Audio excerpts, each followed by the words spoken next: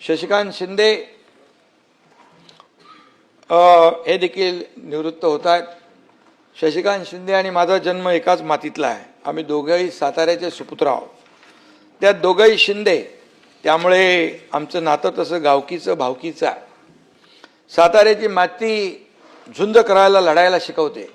कामगार चळवळ असो किंवा माथाडी कामगारांचे प्रश्न असो, शशिकांतजी आपण नेहमीच अग्रभागी राहिलेला आहात आणि सर्वसामान्यांच्या लढ्यामध्ये त्यांना न्याय देण्यासाठी पुढे राहिलात। सर्वसामान्यांच्या अडीअडचणी सोडवण्यासाठी जीवाचं रान करणारा गडी अशी तुमची ओळख आहे आणि म्हणून शशिकांतरावासारखा सर्वसामान्यांसाठी भांडणारा नेता या सभागृहाची शान आहे।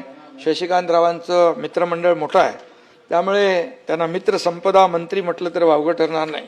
मंत्री होते तुम्ही।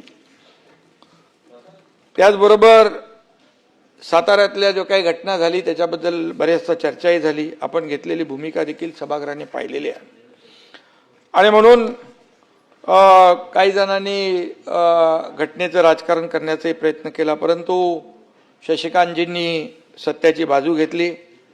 शिंदे किसी से डरते नहीं और मैदान छोड़ के भागते नहीं, हे दाखवलं तुम्ही।